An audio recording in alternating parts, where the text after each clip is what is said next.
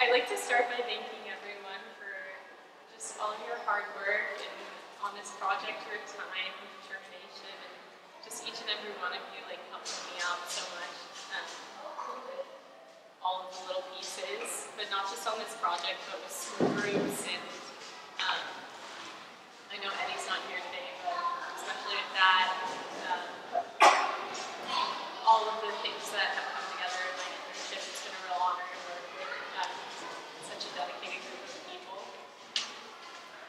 The breakdown of my presentation today is I'm going to be giving you a brief narrative of my project and a background, and then I'm going to show a documentation of the project that happened here in the gallery space, so you get to see a full circle into documentation mode, and then there'll be a time for questions, or you can just have a conversation with me afterwards. I think I have everyone's email. So the background of my project, my background is I am a student, an undergraduate student at the University of Texas at Austin.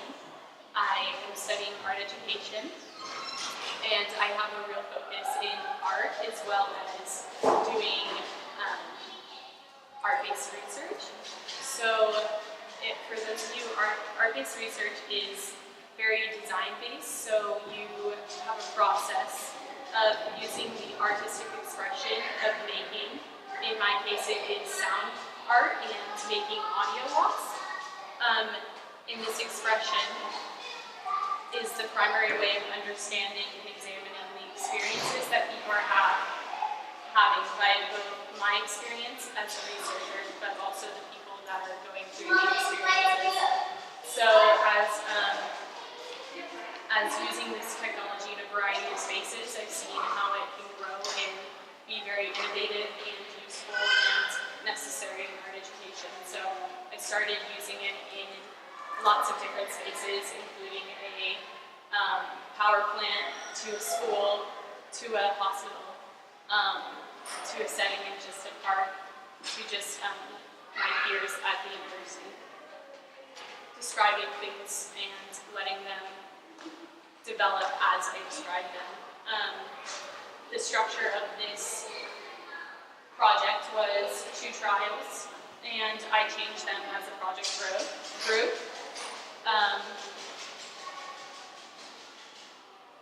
It was kind of nice to see how the project was growing as I was growing and learning about the artwork.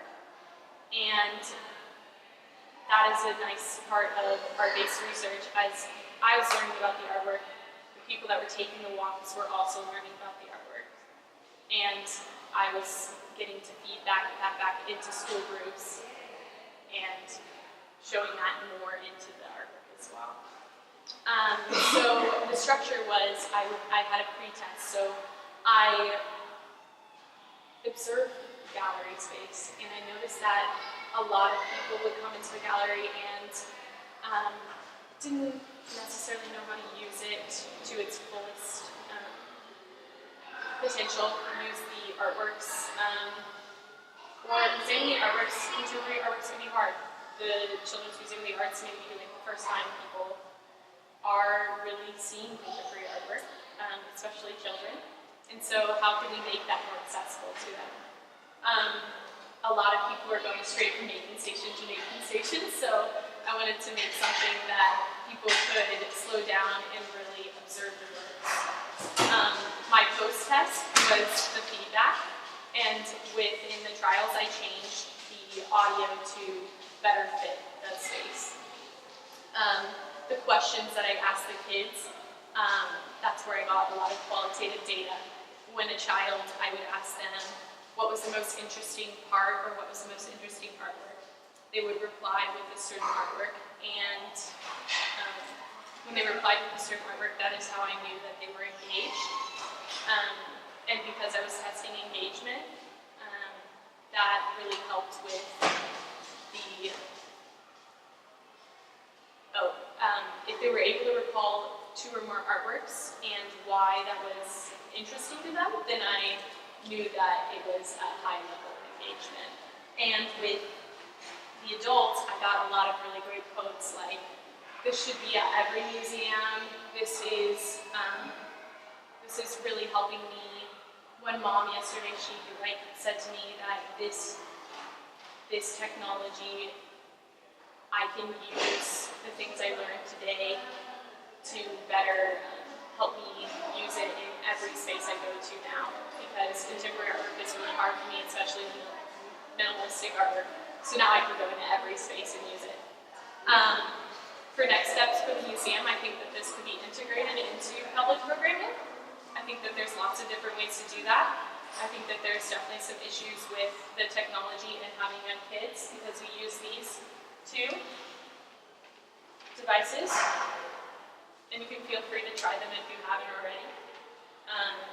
They're always either at visitor services or in the sound booth. So I'm going to go ahead and go into the documentation and show you that, but thanks so much, guys.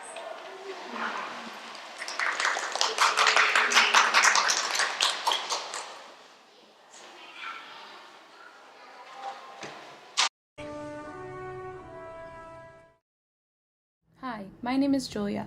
I am a teaching artist here at the Children's Museum of the Arts. The Children's Museum of the Arts is a special museum that introduces children and their families to the transformative power of the arts by providing opportunities to make art side by side with working artists. Today on our visit, we will be going to the gallery. This is a room where you can look at art using your eyes, but be careful not to touch the art. My voice will tell you where to go.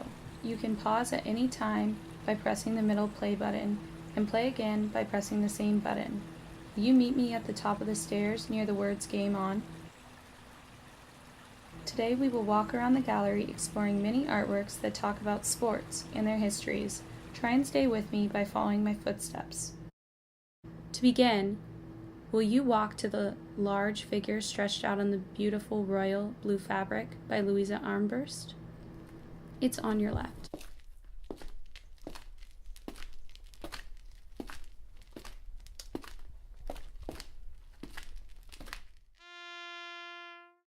Face the artwork. What do you see? How does this artwork make you feel? Can you hold the same pose as the woman in the artwork? Make sure your head is tilted slightly forward. Stretch up with your arms. Check your fingers. Make sure they are spread apart too. Phew, that was hard work. Swim with me to the natural wooden colored triangular sculpture by Dario Escobar. It's hanging on your right.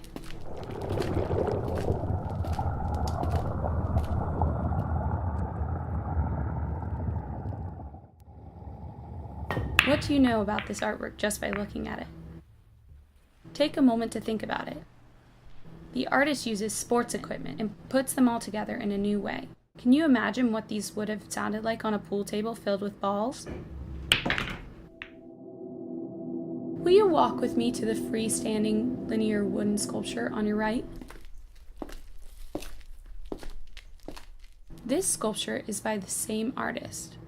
To really see this work of art, you need to look at it from different sides and angles. So go ahead and walk all the way to the other side. Check it out. Now pick a spot and stand in front of it. Take a good look at the different shapes the pool cues make. Can you see shapes in these spaces? See how some shapes are closed while others create mini lines? Now take a step to the left. And then take another step to the left.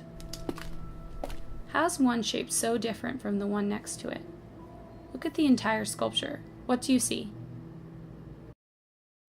Will you meet me at the shiny pink glass boxing glove by Zoe Buckman?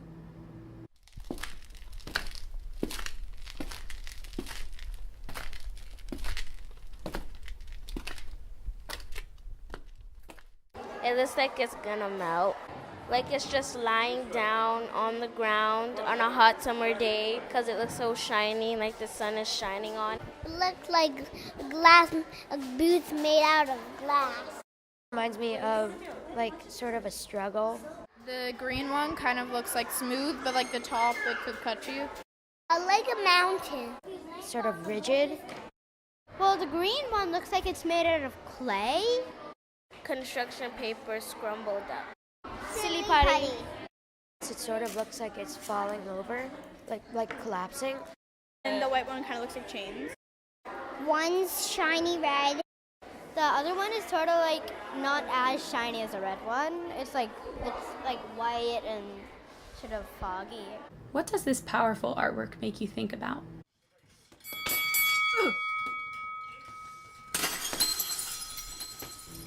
Turn to your right, to the bold, high-relief sculpture mounted on the wall by Norm Paris.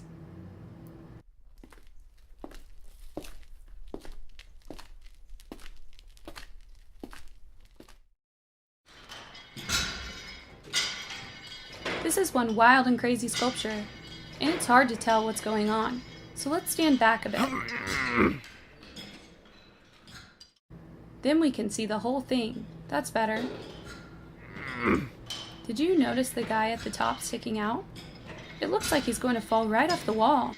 Ah! Walk to the wall hanging consisting of trading card-sized drawings.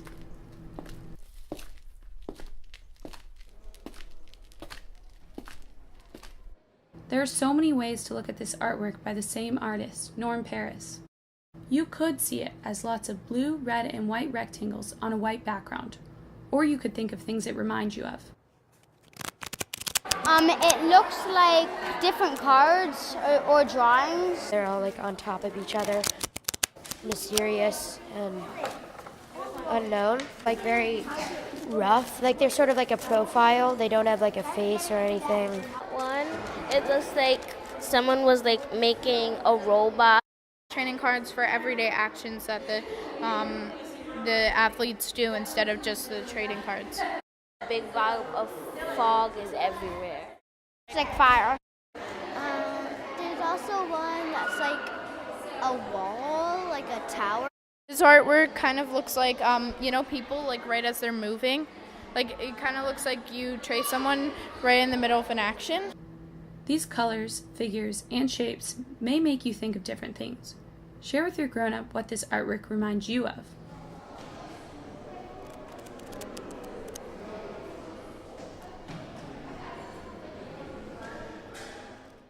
Move to your right to the series of black and white photographs of a football game by Michelle Grabner.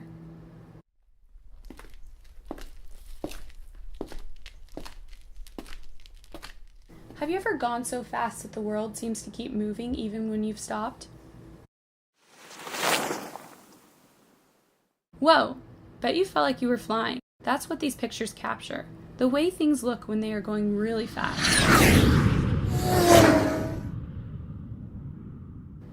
Can you find the numbers 8, 7, and 5?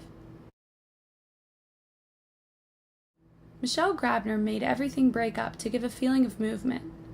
But look closely and you can figure out some of what's going on.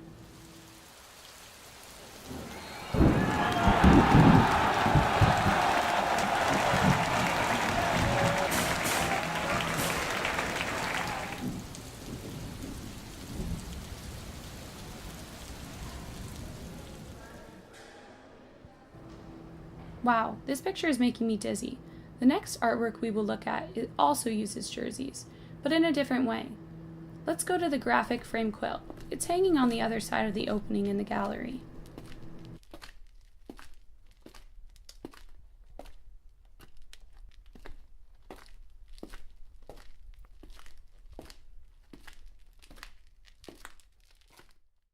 What do you see? Let's take a minute to think about what you see. How is that different than what you've seen before? Look closely and check out the materials used to make this artwork. The artist, Hank Willis Thomas, used jerseys, which are what athletes wear when playing a game. Do you see the bumpy and shiny texture? Now look where one triangle meets another triangle. Do you see a seam in between? How many jerseys do you think Hank Willis Thomas used to make this quilt? Let's continue. Walk to the Portraits of Young Female Athletes by Kristen Rose.